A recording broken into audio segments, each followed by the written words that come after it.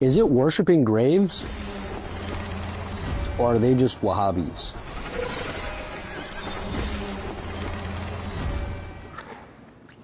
Is the issue of istighatha and tawassul something that deserves a lot of focus that we should be discussing as an ummah?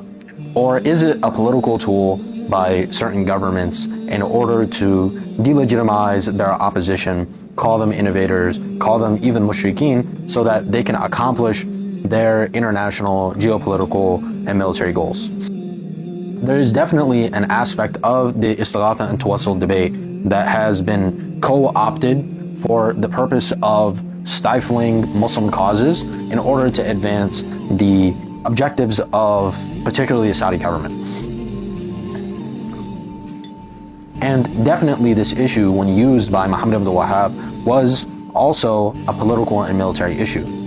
It may have been a strictly theological issue for Ibn Taymiyyah, but it became contentious. That doesn't mean it is something that doesn't deserve discussion or analysis.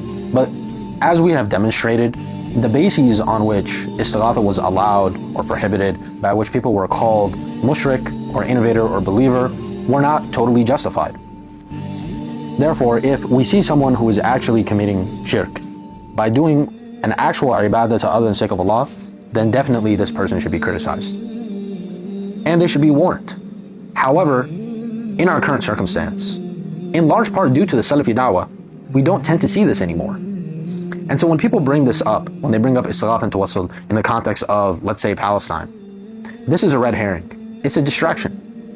You would struggle to find any instance of a Palestinian actually worshiping other than Allah. And so while research into this topic is beneficial, it is something that should be academic and rigorous. And it should deal with the actual boundaries of kufr and shirk. And takfir has to follow the rules of al-mufti wal-mustasfi, the rules of fatwa, and the rules of usul al-fiqh, even when it comes to the issues of ridda and apostasy. When Muslims are in a dire circumstance, we don't then bring these theological issues and try to apply them. That is deception, that is dishonesty, and that is betraying the deen of Islam.